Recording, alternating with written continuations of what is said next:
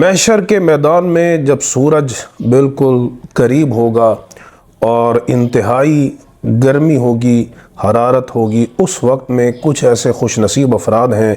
کہ جن کو اللہ تبارک و تعالی اپنی رحمت اور عرش کے سائے میں جگہ عطا فرمائے گا۔ حدیث پاک کے اندر ان افراد کا ذکر ہے۔ صحیح بخاری اور صحیح مسلم کی متفق علیہ روایت۔ صحیح بخاری میں حدیث نمبر 660 ہے۔ حضرت ابو ہریرہ رضی اللہ تعالی عنہ روایت کرتے ہیں کہ سبعۃ یظلھم اللہ فی ظلہ، فرمایا 7 بندے ایسے ہیں جن کو اللہ اپنے سائے میں، اپنے سائے سے مراد اپنی رحمت کے سائے میں اور اپنے عرش کے سائے میں ان کو جگہ عطا فرمائے گا۔ یوم لا ظل الا ظلہ، جس دن اس کے سائے کے سوا کوئی سایہ نہیں ہوگا، یعنی کوئی درخت نہیں ہوگا، کوئی بلڈنگ نہیں ہوگی، کوئی سائبان نہیں ہوگا، کوئی چھت نہیں ہوگی کہ جس کے نیچے انسان بیٹھ سکے، کیونکہ سب کچھ تو تباہ ہو چکا ہے۔ تو پھر صرف اللہ کی رحمت اور اس کے عرش کا سایہ ہوگا، تو ان میں ان 7 بندوں کو شامل کیا جائے گا۔ ان میں حضور نے فرمایا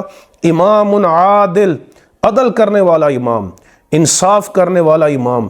مظلوموں کو ان کا حق دلانے والا امام، ظالم کو آہنی ہاتھوں سے جگڑنے والا اور اس سے انتقام لینے والا امام۔ پہلا حضور صلی اللہ علیہ وسلم نے اس کو ذکر کیا۔ دوسرا فرمایا وَشَابٌ نَشَأَ فِي عِبَادَةِ اللَّهِ عَزَّ وَجَلَّ، وہ جوان جو اللہ کی عبادت کرتے ہوئے جوان ہوا، یعنی جس نے شروع سے ہی اللہ رب العزت کی عبادت شروع کر دی اور جوانی میں عبادت کی۔ چونکہ بہت سے لوگ بڑھاپے میں مسجد میں آ جاتے ہیں، لیکن کمال یہ ہے کہ جب انسان جوان ہو اور اس میں خواہشات اور جذبات کا ایک تناؤ ہو اور اس کی قوت غضبیہ اور شہوانیہ اپنے نقطۂ کمال پر ہو، اس وقت میں انسان اپنے آپ کو اللہ کی عبادت میں جھکا دے تو وہ جوان اللہ کی نظر میں اتنا معزز ہے، موقر ہے کہ اسے اللہ کے عرش کا سایہ نصیب ہوگا۔ تیسرا فرمایا وَرَجُلٌ قلبہ معلق بالمساجد، وہ بندہ جس کا دل مساجد سے لگا رہے، یعنی وہ ایک نماز پڑھتا ہے پھر اس کا دل مسجد کی طرف متوجہ رہتا ہے، وہ دوبارہ نماز کے لیے آتا ہے تو بار بار اس کا یہی دھیان ہے کہ میں نے ایک نماز کے بعد پھر مسجد میں آنا ہے، وہ مسجد سے محبت کرتا ہے، تو اللہ تبارک و تعالی اس بندے کو قیامت کے دن اپنے عرش کا سایہ عطا فرمائے گا۔ اور پھر فرمایا وَرَجُلَانِ تَحَابَا فِي اللَّهِ اجْتَمَعَ عَلَيْهِ وَتَفَرَّقَا عَلَيْهِ، وہ 2 مرد جو اللہ کی محبت میں جمع ہوتے ہیں اور اللہ کی محبت میں جدا ہوتے ہیں، یعنی ان کا ملنا بیٹھنا ایک دوسرے سے تعلق، اس کی بنیاد اللہ کی محبت،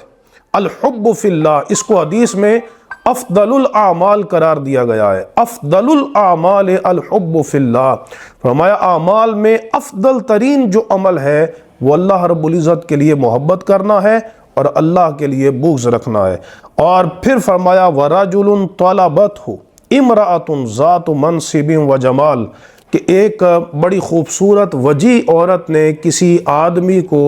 برائی کی دعوت دی اور اس بندے نے محض اللہ کے ڈر سے، یعنی گناہ کے سارے اسباب موجود ہیں اور بندہ بڑی آسانی سے گناہ کر سکتا ہے، ایسی صورتحال میں گناہ کا چھوڑنا یہ بڑی ہمت کی بات ہوتی ہے، لیکن بندہ گناہ چھوڑ دے اور یہ کہے انی اخاف اللہ، میں اللہ سے ڈرتا ہوں، تو اللہ رب العزت اس بندے کو یہ صلہ دے گا کہ قیامت کے دن اس کو اپنے عرش کے سائے میں جگہ عطا فرمائے گا۔ اور فرمایا وَرَجُلٌ تصدق بصدقۃ فاخفاها حتى لا تعلم شماله ما تنفق يمينه، کہ وہ بندہ جس نے اپنے ہاتھ سے، دائیں ہاتھ سے صدقہ کیا اور بائیں ہاتھ کو پتہ بھی نہ چلا، یعنی اتنا چھپا کر اس نے صدقہ کیا کہ کسی کو صدقہ کرنے کا علم نہ ہوا، اس بندے کو اللہ تبارک و تعالیٰ اپنی رحمت کا، اپنے عرش کا سایہ عطا فرمائے گا۔ اور ایک بندہ حضور نے فرمایا وَرَجُلٌ ذَكَرَ اللَّهَ خَالِيًا فَفَاضَتْ عَيْنَاهُ،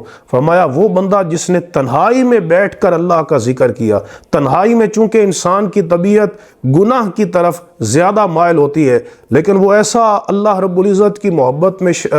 وہ بندہ ڈوبا ہوا ہے کہ وہ تنہائی میں بیٹھ کر اپنے مولا کو یاد کرتا ہے، اس کا ذکر کرتا ہے اور اس کی آنکھوں میں سے آنسو آ جاتے ہیں، اللہ رب العزت اس بندے کو قیامت کے دن اپنے عرش کے سائے میں جگہ عطا فرمائے گا۔ صحیح مسلم کے اندر حدیث موجود ہے، امام مسلم نے روایت کی ہے اور حدیث نمبر 7512 ہے کہ ایک بندہ اور ہوگا جس کو اللہ تبارک و تعالیٰ اپنے عرش کے سائے میں جگہ عطا فرمائے گا۔ فرمایا من انظر معسرا